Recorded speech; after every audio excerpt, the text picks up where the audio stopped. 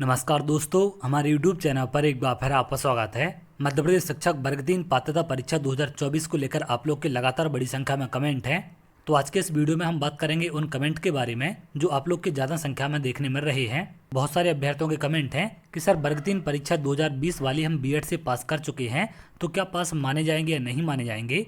इसके अलावा कुछ अभ्यर्थियों के कमेंट हैं कि क्या सर बीएड वाले अभ्यर्थियों को वर्ग 3 की चयन परीक्षा देने मिलेगी या नहीं मिलेगी। कुछ अभ्यर्थियों के ऐसे भी कमेंट देखने मिले हैं कि सर वर्ग 3 परीक्षा पास बीएड वाले अभ्यर्थी आगे क्या करें, इनके लिए और क्या ऑप्शन आगे हो सकता है। तो इन सब के बारे में हम बात करेंगे।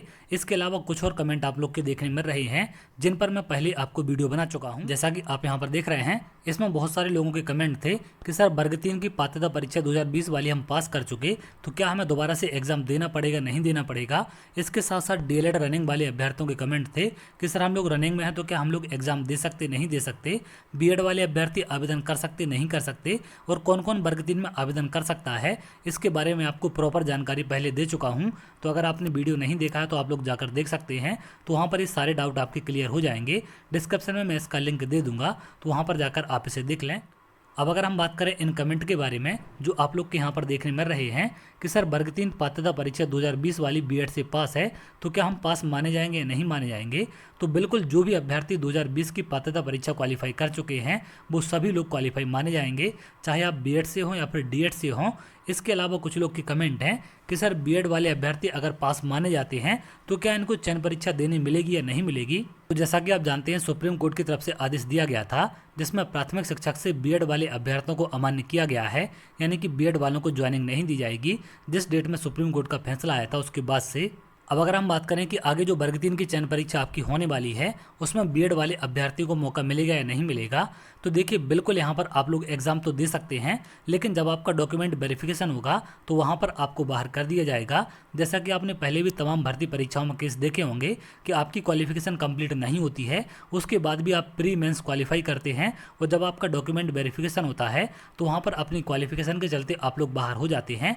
तो जब भी वर्ग 3 चयन परीक्षा का विज्ञापन जारी होगा तो उसमें उन सभी अभ्यर्थियों को अलाउ किया जाएगा जो 2020 की पात्रता परीक्षा क्वालिफाई कर चुके हैं, चाहे आप बीएड वाले हों, डीएड वाले हों या फिर डीएलएड वाले हों। लेकिन बीएड वालों के एग्जाम देने का कोई भी मतलब नहीं है, क्योंकि आप लोग डॉक्यूमेंट वेरिफिकेशन में बाहर हो जाएंगे।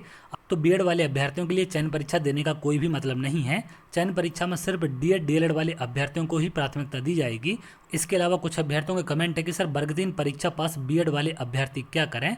तो बहुत सारे अभ्यर्थियों के ऐसे कमेंट देखने मिले हैं कि सर हम पहले बीएड करके वर्ग 3 क्वालिफाई कर चुके हैं, लेकिन अब हमने डीएलएड करना स्टार्ट कर दिया है, तो क्या हम लोग को चयन परीक्षा देनी मिलेगी या नहीं मिलेगी। तो देखिए, यहाँ पर जो आपके विज्ञापन जारी किए जाते हैं इसमें एक चीज़ यहाँ पर क्लियर की जाती है कि जो शिक्षक पात्रता परीक्षा में भाग लेने वाले आवेदक हैं जो निर्धारित शैक्षणिक योग्यता व्यावसायिक योग्यता अर्जित करने के अंतिम वर्ष में हैं, वे भी पात्रता परीक्षा में बैठने हेतु मान्य होंगे। तो अगर आप लोग लास्ट ईयर में हैं तो बिल्कुल आप लोग आवेदन कर सकते हैं। इसको लेकर मैं पहले आपको जानकारी दे चुका हूं।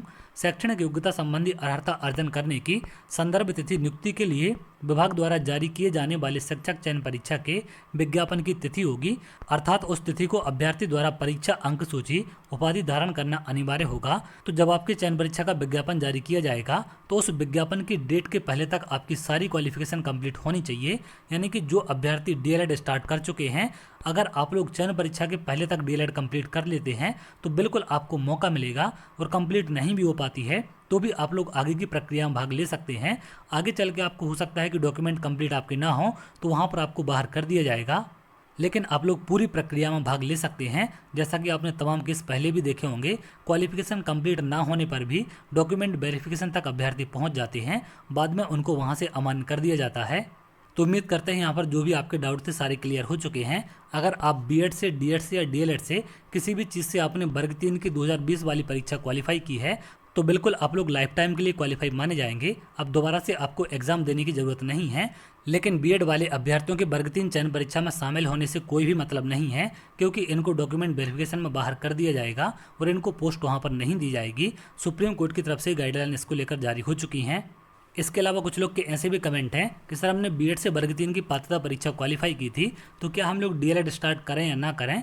तो देखिए, डीएलएड करना ना करना आपके ऊपर है। अगर आप लोग वर्ग 3 में शिक्षक बनना चाहते हैं तो आप लोग को डीएलएड करना पड़ेगा, और अगर आप बीएड के साथ एग्जाम देना चाहते हैं तो आप लोग वर्ग 2 और वर्ग 1 का एग्जाम दे सकते हैं। वहाँ पर बीएड वालों को मान्य किया गया है।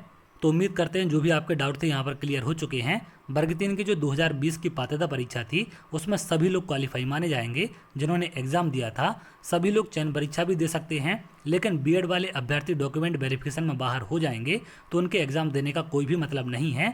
बाकी डीएड डीएलएड वाले अभ्यर्थी एग्जाम दे सकते हैं। और जिन भी बीएड वाले अभ्यर्थियों ने डीएलएड करना स्टार्ट कर दिया है, आप लोग बिल्कुल एग्जाम देंगे, आपको चयन परीक्षा में बिल्कुल मौका दिया जाएगा। अगर आप पहले पात्रता परीक्षा क्वालिफाई कर चुके हैं और अगर आपने पात्रता परीक्षा क्वालिफाई नहीं की है तो पहले आपको पात्रता परीक्षा क्वालिफाई करनी पड़ेगी, उसके बाद ही आप लोग चयन परीक्षा का फॉर्म भर सकते हैं। तो चलिए आगे वो जो भी अपडेट निकल कर सामने आएगी मैं आपको जरूर शेयर करूंगा। अगर आप ऐसी जानकारी चाहते हैं तो हमारे चैनल के साथ जुड़ सकते हैं, जिससे और भी इंपॉर्टेंट अपडेट आपको मिल सके। बहुत जल्द अगले वीडियो मिलेंगे, तब तक के लिए बहुत बहुत धन्यवाद।